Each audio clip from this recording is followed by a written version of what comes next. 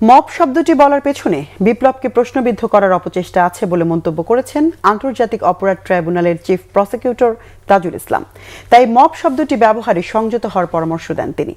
তার এই বক্তব্য প্রচ্ছন্ন হুমকি মনে করছেন বিএনপি ও সিপিবি সহ রাজনৈতিক দলের নেতারা। এই নিয়ে মন্তব্য করতে রাজি হননি আইন উপদেষ্টা আসিফ নজরুল। তবে সংস্কার হয়নি বলে তুচ্ছ-তাচ্ছিল্য করছেন তাদের উদ্দেশ্যে বলেন, এত অল্প সময়ে এত বেশি সংস্কার বাংলাদেশের ইতিহাসে আর কখনোই হয়নি। জিয়াউল হক সবুজের রিপোর্ট।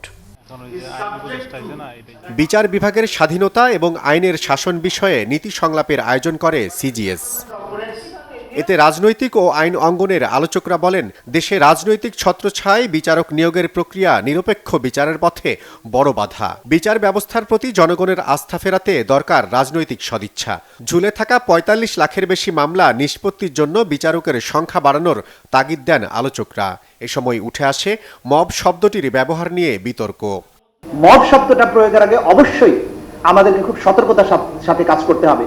বাস্তিল দুর্গের পতনকে আপনি রাস্তার ছিনতাইকারী মবকে একসাথে মিলাতে পারবেন না। গণভবনের পতনের এই বিপ্লবের যে অর্জন, সেটার সাথে মব শব্দটা বারবার ব্যবহার করে এই বিপ্লবীদেরকে অথবা বিপ্লব যারা করেছে তাদেরকে প্রশ্নবিদ্ধ করার কোনো চেষ্টা যদি কোনো মহলে থাকে, আমি বলবো যে সবারই সংযত হওয়া উচিত।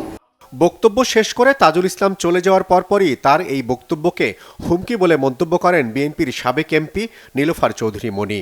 ক্ষোভ জানান সিপিবির নেতা রুহিন হোসেন প্রিন্সও। মবকে মব বলা যাবে না। আচ্ছা ঠিক আছে, আমরা এতদিন কোনো নাম পাই নাই, আমরা চরম অপরাধমূলক কর্মকাণ্ডকে লম্বা লাইন দিয়ে বলতাম। আচ্ছা যে বা যারা মব নিয়ে আসছে হঠাৎ করে, আমরা এটাকে কিছু মনে করি নাই, মবই বলেছি। মবকে জাস্টিফাইড করব, ওয়াই? আপনি আইনের শাসন চান, আবার মবকে উস্কান, তার মানে কি এটা? নো, এটা বাংলাদেশে চলবে না। এটা যদি চালাইতে চান, আইনের শাসন চলতে পারে না। আমি তাকেও বলতে চাই যে উনিও যেন সংযতভাবে আচরণ করেন, তা না হলে বাংলাদেশের মানুষকে ধমক দিয়ে হুমকি দিয়ে তাদেরকে দাবিয়ে রাখা যাবে না। অনুষ্ঠানের শেষ মুহূর্তে সংলাপে যোগ দেন আইন উপদেষ্টা ডক্টর আসিফ নজরুল। মব প্রসঙ্গে অন্য অতিথির বক্তব্য নিয়ে কোনো মন্তব্য করতে রাজি হননি তিনি। তবে জানান, বিচার বিভাগকে স্বাধীন করতে সরকার সম্ভব সবকিছু করেছে। কোনো সংস্কার হয়নি এটা ঠিক না, যথেষ্ট সংস্কার হয়েছে সময়ের বিবেচনায়। হয়তো আরো হতে পারত, কিন্তু আমরা মনে করি আমাদের সময়ের সর্বোত্তম ব্যবহার করার চেষ্টা করেছি। উচ্চ আদালতেও কিছু সংস্কারের প্রয়োজন রয়েছে। এই সংস্কারের চিন্তা উচ্চ আদালত থেকেই আসতে হবে। প্রধান বিচারপতির একটা ক্ষমতার কেন্দ্রিকতা আছে, এটাকে একটুখানি গণতন্ত্রায়ন প্রয়োজন। প্রধান বিচারপতির একক ক্ষমতা যে কোনো বেঞ্চ গঠন করছেন, ভেঙে দিচ্ছেন, এখানে একটু গণতন্ত্র আনা প্রয়োজন। জবাবদিহি ছাড়া অসীম স্বাধীনতায় প্রত্যাশিত সুফল পাওয়া যায় না বলে মন্তব্য করেন আইন উপদেষ্টা।